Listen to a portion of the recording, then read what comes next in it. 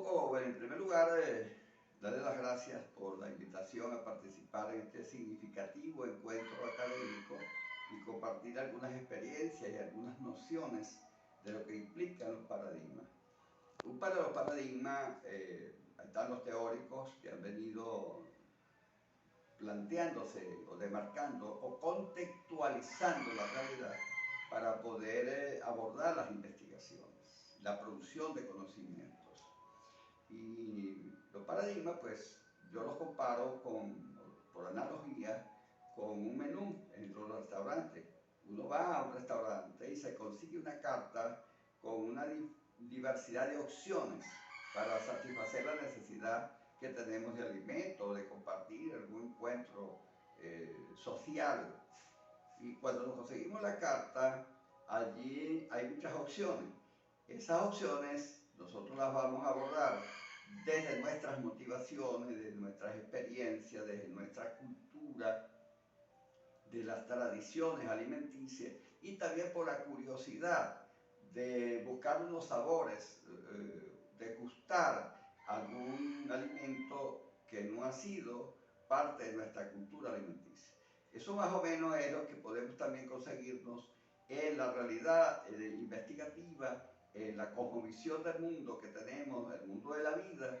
para abordar las investigaciones y extraer de allí el paradigma que sea pertinente a nuestra necesidad de investigativa. Por ejemplo,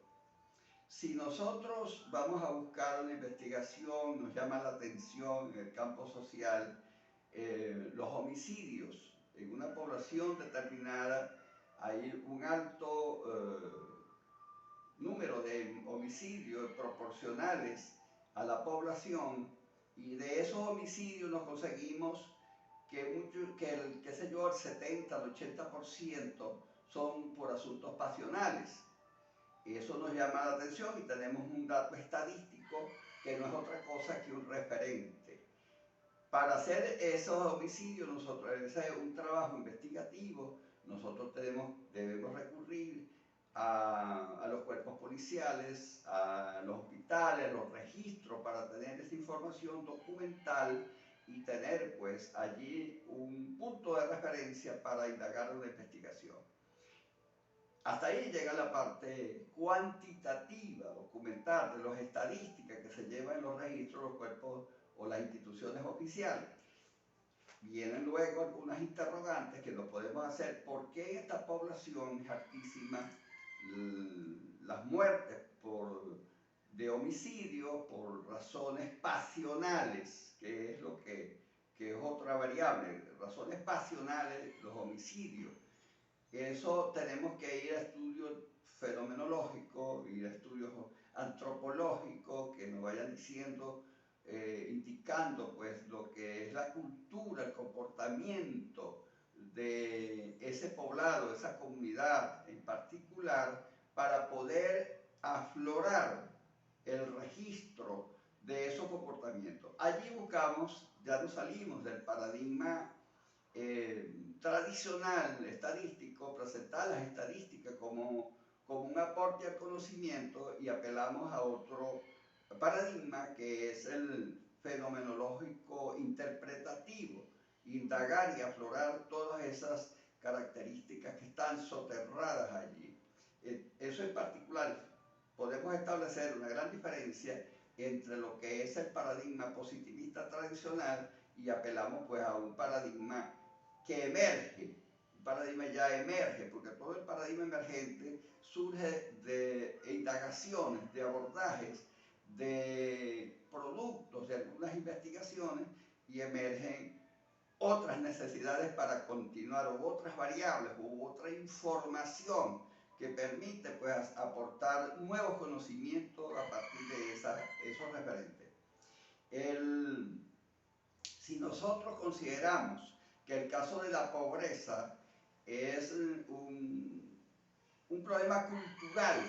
de que la gente no se organiza para participar en conjunto y resolver los problemas comunitarios, qué sé yo, problemas alimenticios de unas comunidades que a veces tienen un potencial inmenso en tierras favorables, tienen agua, tienen todas las condiciones climatológicas favorables y sin embargo pueden estar pasando necesidades y hasta hambre pudiendo producir. Nosotros podemos, ante esa realidad,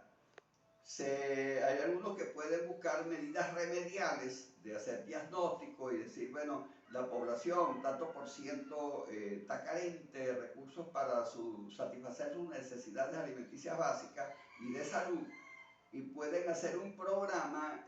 donde se le vayan a atender por ayudas humanitarias y todas estas cosas que se han creado, tanto nacionales como internacionales, para una postura remediar. Sin embargo, por eso es meramente un paradigma positivista, de cuantificar y buscar la metodología, de cuantificar un cuestionario y todo esto. Sin embargo, nosotros podemos decir que las personas, ese potencial que tiene la gente, tiene terreno, tiene agua, tiene esos buenos suelos, buenas condiciones climatológicas, nosotros podemos hacer esos estudios e incorporar a la gente, incorporarnos allí junto con las personas y enseñarles a trabajar y enseñarles a producir para tener alimentos adecuados y balanceados y resolver el problema de las necesidades alimenticias y tener personas con buena salud. Y eso entonces sería el paradigma, el sociocrítico. Ya esa necesidad nos está diciendo que podemos ir a otro paradigma, porque las necesidades diagnosticadas con el paradigma positivista de allí emergió otra información que nos permite, o el dato nos da la pista para buscar informaciones con relación a eso. Si el problema es que las personas llegaron allí de manera un tanto transitoria y a veces los factores religiosos que dicen que no, que Dios proveerá, que Dios te va a dar, que hacemos una promesa, y entonces viene lo mágico religioso, y entonces apelamos al paradigma sociosimbólico para incursionar en esa misma comunidad y decir, bueno, hay esta realidad, sin embargo, siguen creyendo en Dios, siguen creyendo en los brujos, siguen creyendo en todas sus creencias que puedan tener, sin embargo, aquí hay estas opciones. Se extrae de allí una porción de esa población, se incorpora al trabajo productivo y luego sirve de modelo, puede servir esos resultados de modelo para irlo trasladando al resto de la población y al resto o a otras comunidades que tengan problemas similares. Entonces allí un estudio sociosimbólico nos va a llevar también al sociocrítico y al fenomenológico interpretativo, porque estamos abordando una necesidad, una realidad, una porción de ese mundo desde el punto de vista ontológico que nos lleva a combinar diferentes paradigmas en fases sucesivas que nos permite indagar hasta la profundidad y llegar a la profundidad de las causas, de los orígenes de esas problemáticas que nosotros percibimos. De manera que, al igual de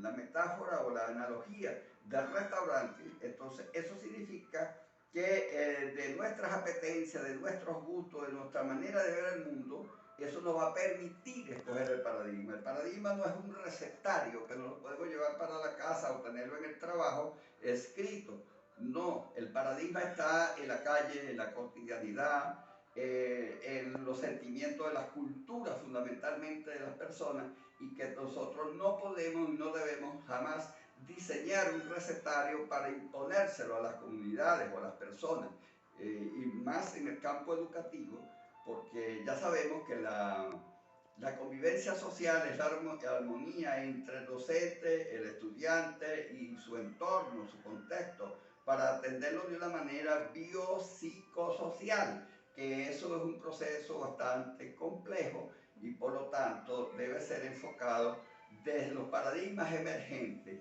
Y los paradigmas emergentes es la consideración de que nosotros, la realidad, y que nosotros estamos inmersos en un contexto social que forma no una sola parte ni una parcialidad, sino que es integrado de una manera holística y de esa manera debemos abordar lo que son los paradigmas. De manera pues que los paradigmas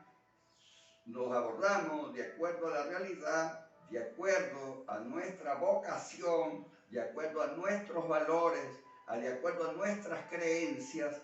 y de acuerdo a la necesidad de la temporalidad, porque ese es otro elemento, un factor importante. No es lo mismo que ocurre en una comunidad o en un país, en una localidad o en un estado, en un municipio.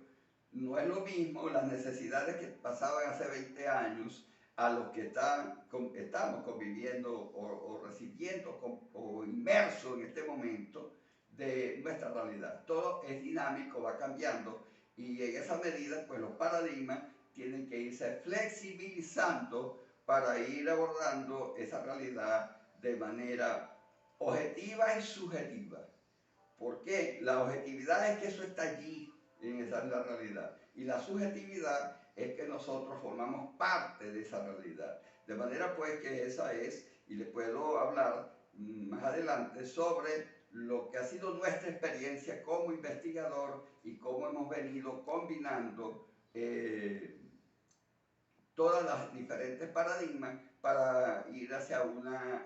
conclusiones o unas aproximaciones conclusivas para mirar la pobreza y mirar la sociedad.